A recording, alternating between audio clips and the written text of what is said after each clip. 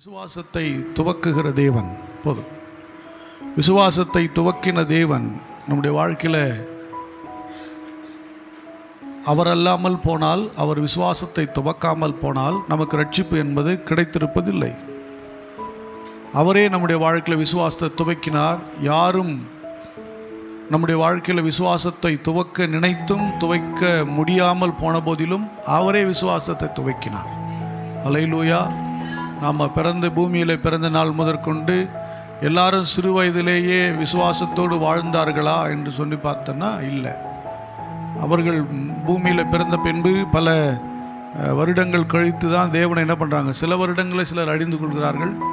7 வயதில் ரட்சிக்கப்பட்டவங்க இருக்கிறாங்க, 9 வயதில் ரட்சிக்கப்பட்டவங்க இருக்கிறாங்க, 10 வயசில். அவர்கள் வாழ்க்கையில் தேவன் அப்பொழுது விசுவாசத்தை துவக்கினார். அந்த துவக்கப்பட்ட அந்த விசுவாசத்தை மரண பரியந்தம் அந்த விசுவாசத்தை உறுதியாய் பிடித்து கொண்டு வாழ்வது அவசியமாக இருக்கிறது. அல்லேலூயா. அந்த விசுவாசத்தை இடையில நாம் விட்டுவிடும்போது தான் நாம் சோதனைகளை சந்திக்கிறோம், பிரச்சனைகளை சந்திக்கிறோம், போராட்டங்களை சந்திக்கிறோம், இழப்புகளை சந்திக்கிறோம்.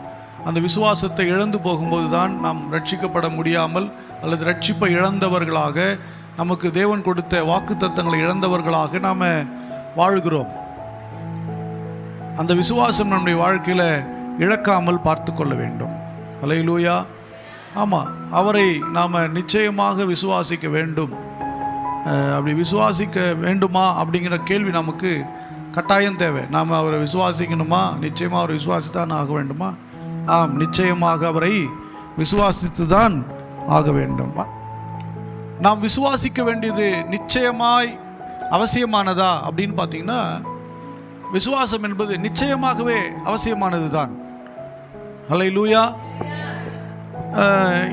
எப்படி விசுவாசித்தால் என்ன நடக்குமோ, எதனால் விசுவாசிக்கணும் அப்படிங்கிறத இன்னைக்கு பார்க்க போகிறோம். ஜனங்கள் விசுவாசித்தார்கள், கர்த்தர் அவர்களை சந்தித்தார். ஜனங்கள் விசுவாசித்தார்கள், கர்த்தர் அவர்களை சந்தித்தார். இதுவரையிலும் போதும், மற்றல பார்க்க வேண்டாம். ஜனங்கள் விசுவாசிக்கும் போது கர்த்தர் மக்களை சந்திக்கிறார். அல்லேலூயா. ஜனங்களை விசுவாசிக்க செய்தது யார்? தேவன் விசுவாசத்தை துவக்கினார். விசுவாசத்தை துவக்குவதற்கு யாரை தேவன் பயன்படுத்தினார்? நீங்கள் அந்த 4ஆம் அதிகாரத்தை படிச்சீங்கன்னா, தேவன் மோசேயை அனுப்புகிறார். ஏன்னா இந்த மக்களுக்கு விசுவாசத்தை ஏற்படுத்த வேண்டும். இந்த மக்களுக்கு விசுவாசத்தை ஏற்படுத்துவதற்காக அவர் தம்முடைய ஊழியனை, தம்மால் தெரிந்து கொள்ளப்பட்ட ஊழியனை அனுப்புகிறார். அங்கே அவர்கள் போய் அற்புதங்களை செய்கிறார்கள், அதிசயங்களை செய்கிறார்கள், அடையாளங்களை காண்பிக்கிறார்கள். தேவன் இருக்கிறார், தேவன் நம்மை விடுவிப்பார், தேவன் நம்மை ஆசீர்வதிப்பார், நம்மை சாபங்களை விடுதலையாக்குவார் என்கிறதை யார் தான் போய் சொல்ல வேண்டியிருக்கிறதுனா, மோசே போய் சொல்ல வேண்டியிருக்கு. அதாவது அவரால் அனுப்பப்பட்ட ஊழியர்கள் தான் சொல்ல வேண்டியிருக்கிறது. அல்லேலூயா. அவர் அந்த மோசே போய் அங்கே அற்புதங்களை செய்யும்போது, அங்கே அடையாளங்களை காண்பிக்கும்போது ஜனங்கள் ஒரு காரியம் சொன்னாங்க. ஆம், நம்முடைய ஜெபத்தை கர்த்தர் கேட்டார், அல்லது நாங்கள் எங்களை விடுவிக்கும்படி தேவன் வந்திருக்கிறார், தேவன் எங்களை சந்திப்பார் என்று சொல்லி நாங்கள் நம்புகிறோம் என்பதை அறிக்கை செய்தார்கள். அல்லேலூயா. அப்படின்னா இங்கே நீங்கள் வந்த மக்கள் எல்லோரும் ஏதோ ஒரு விதத்தில் தேவனாலே அற்புதங்களை பெற்றவர்கள். ஆமான்னு சொல்கிறவர் அல்ல சொல்லுங்க. ஏதோ ஒரு விதத்தில் தேவன் உங்களோடு பேசியிருக்கிறார், ஏதோ ஒரு விதத்தில் தேவன் உங்களை சந்தித்து இருக்கிறார். ஆகவே தான் உள்ளே வந்திருக்கிறீங்க. ஏதோ ஒரு வகையில் தேவன் பேசியிருக்கிறார், ஏதோ ஒரு வகையில் தேவன் தேற்றியிருக்கிறார், ஏதோ ஒரு விடுதலை கர்த்தர் கொடுத்திருக்கிறார். தேவனே உங்களுக்குள்ளே விசுவாசத்தை ஏற்படுத்தினார்.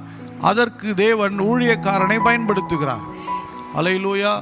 நீங்கள் உங்கள் வாழ்க்கையில் அற்புதங்களை பெற்றுக்கொள்ளும் போது நீங்கள் நிறைய பேர் வருவாங்க, ரட்சிக்கப்பட்டு ஆண்டவர் ஏற்று பிடிச்சிக்குவாங்க. ஆனால் சில பேர் அற்புதங்களை விடுதலை பெற்ற பின்பு, ஆசீர்வதிக்கப்பட்ட பின்பு அவர்கள் அதுக்கப்புறம் என்ன பண்ண முடியாது.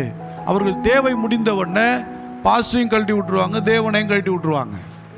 அல்லேலூயா. பாஸ்டரும் தேவையில்லை, தேவனும் தேவையில்லை. ஏனென்றால் அவர்கள் அற்புதத்தை பெற்றுக்கொண்டார்களே ஒழிய அந்த ரட்சிப்பை கொடுத்த, அதாவது அந்த அற்புதத்தை கொடுத்த தேவனை விசுவாசிக்காமல் விட்டு விட்டார்கள். அல்லேலூயா. அது இப்போ இங்கே பார்க்கும்போது ஒரு சிறிய அற்புதங்களை ஒரு எப்படி சொல்கிறது, அன்னைக்கு பார்க்குறது அது பெரிய பெரிய அற்புதம் தான், இன்றைக்கி அது பெரிய அற்புதம் தான். அந்த அற்புதங்களை ஜனங்கள் பார்த்தார்கள், அந்த அடையாளத்தை பார்த்தார்கள். ஆனால் அவங்க அந்த விசுவாசத்தை அதோடு விட்டு இருந்தாங்கன்னா அவங்க அடுத்த பிரயாணத்துக்கு போக முடியாது. அல்லேலூயா. நீங்கள் விசுவாச வாழ்க்கையில் உள்ளே வரும்போது நீங்கள் சின்ன அற்புதங்களை கண்டு தான் நீங்கள் உள்ளே வந்தீங்க. நீங்கள் நினச்சிட்டீங்க இதுவே ஒரு பெரிய அற்புதம் என்று நினைச்சிட்டீங்க. இல்லை, இதைவிட பெரிதான அற்புதங்கள் உங்களுக்காக காத்து கொண்டிருக்கிறது. அல்லேலூயா.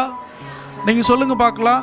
இஸ்ரேல் மக்கள் தங்களுடைய அந்த இந்த இடத்திற்கு முன்னாடி, அதாவது மோசே வந்து கூப்பிட்ட போது செய்த அற்புதம் பெரிதானதா, அல்லது மோசே சொன்னதை விசுவாசித்து அவர்கள் தங்களுடைய பிரயாணத்தில் கண்ட அற்புதங்கள் பெரிதானதா?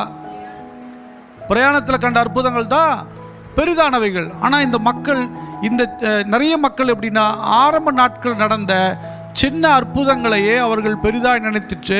அவ்வளோதான், எனக்கு விடுதலை ஆயிடுச்சு, நான் சுகமாயிட்டேன், என் தேவைகள் முடிஞ்சிச்சுன்னு சொல்லி அதோடு அவர்கள் விசுவாசத்தை விட்டு விடுகிறார்கள். அதற்கப்புறம் தேவனை நம்ப மறுக்கிறார்கள், அல்லது தேவனை பின்பற்றி வர விரும்புகிறதில்லை, அல்லது ஊழியனுடைய வார்த்தை கேட்க அவர் விரும்புகிறதில்லை. அதோடு போதுமே நினைத்து விடுகிறார்கள். தேவனுடைய பிள்ளையே, நீங்கள் அப்படி இல்லாமல் இதற்கு பின்பதாகத்தான் உங்களுக்கு ஒரு மேன்மையான வாழ்க்கை இருக்கிறது என்பதை புரிந்து கொள்ளுங்கள். அல்லேலூயா.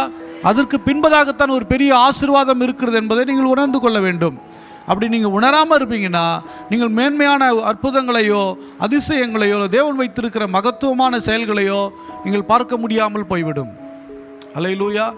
ஆகவே நீங்கள் விசுவாசியுங்கள், தேவன் உங்களை சந்திப்பார். சொல்லுங்க.